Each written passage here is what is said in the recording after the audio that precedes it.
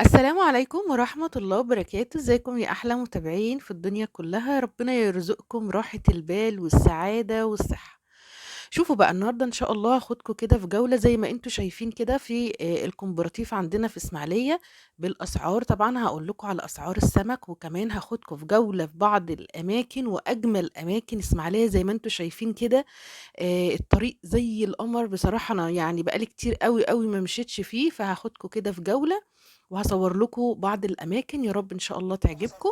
هنا طبعا كده أنا لبست وقلت إن أنا هنزل بقى إيه أجيب أكلة سمك كده، بقالنا كتير ما أكلناش أكلة سمك حلوة بصراحة. أنا ما بنزلش البلد كتير خالص يعني، أو ما بنزلش إسماعيلية لأني أنا طبعا ساكنة في حتة بعيدة شوية عنها، فما بنزلش. فقلت طبعا البس الطقم دوت، يا ريت تقولوا لي يعني رايكم فيه.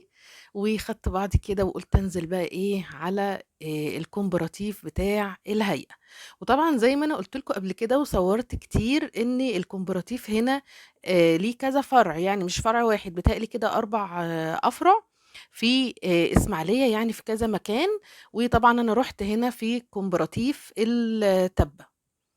هنا طبعًا جنب مساكن الهيئة في المكان ده. أنا بقى لي كتير ما رُحتش بصراحة، نِفْسي أصوّر لكم ونِفْسي يعني أكون معاكم في جولات كتير، بس يعني الحمد لله أنا ما بانزلش بقى لي كتير فترة يعني كبيرة. هتقولوا لي ليه؟ هاقول لكم مش عارفة، عندي شوية أسباب كتير أوي كده باتكلّم معاكم فيها إن شاء الله في فيديوهات جاية.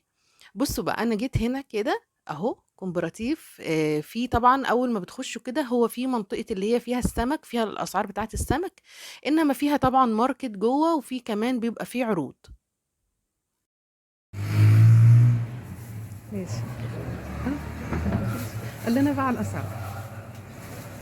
البر ب 65 والبور المبطرخ 150 ومش هتلاقي الا هنا. الصلاة على النبي والجمبري السويسي بالصلاة على النبي ب 300 جنيه او 400 جنيه. اه والشبار البط البلدي 85 3 و4 في الكيلو واللول ب 150 متر كلام. بس انت بتصور واحنا في الاخر يعني. أيوه، كان أيوه، في أنا جاية اسماك كويسه، متأخرة. كان في سيليه ومعين عسليه وفي حاجات حلوه يعني. وال والسوبه دي المميزه البلدي ب 400 جنيه، 2 في الكيلو و3 في الكيلو ب 350 بس.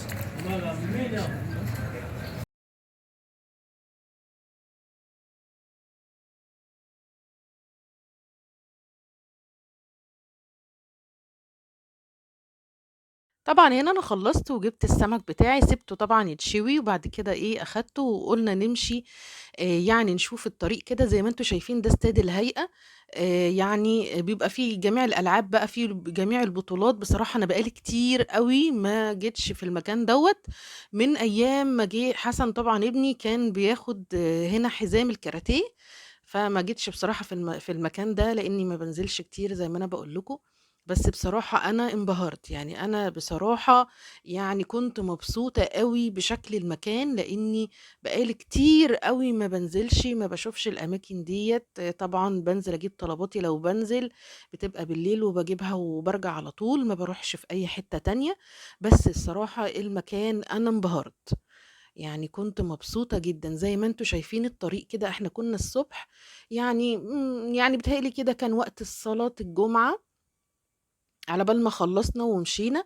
بُصّوا الشكل كان بقى عامل إزاي، بُصّوا الطريق قمر إزاي، بُصّوا الخضرة، المكان تحس إن هو يعني الأماكن دي قديمة أصلًا، بس هم حاولوا يجددوها، بس الحمد لله ما غيّروش في شكلها، يعني هو على شكلها كده زي ما هو، بس جددوا شوية الطريق، عملوا الخضرة اللي أنتم شايفينها، دهنوا السور. بُصّوا الشكل، المكان تحفة جدًا. أنا كنت مبسوطة جدًا، يا ريت الواحد والله ينزل كتير، بس يعني الظروف ما بتسمحش بصراحة، الامتحانات وشوية حاجات كده والدنيا اللي غِليت ما بقوش يخلّوا الواحد يخرج زي زمان بصراحة.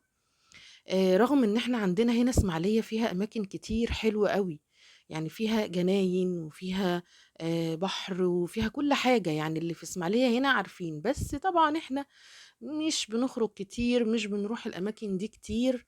زي ما أنتم شايفين كده ده في الحتة دي كده المتحف، بصراحة أنا ما رُحتوش، بس أنا شُفته بس جميل.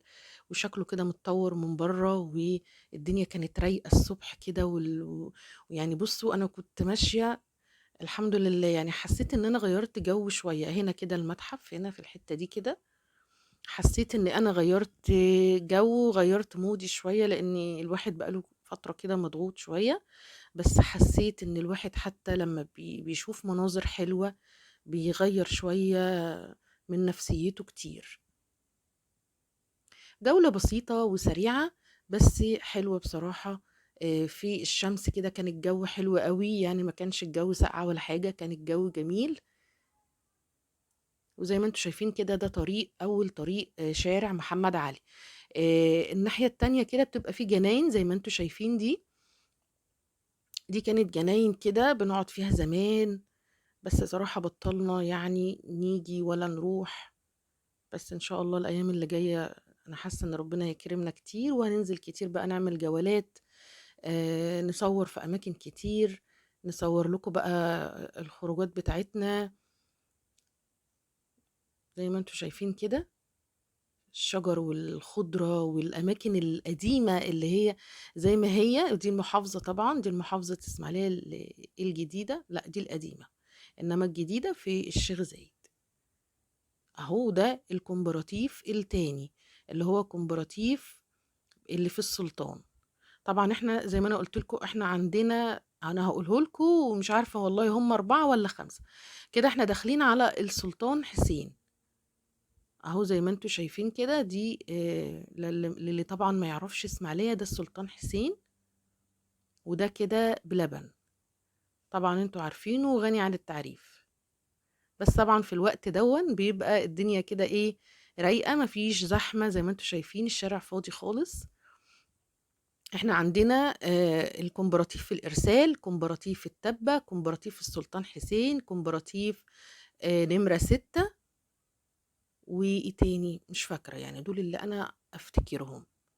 لو في حاجة تانية نسياها، لو في حد من إسماعيلية يكتب لي تحت: الإرسال، التبة، نمرة 6، السلطان حسين، والإرسال.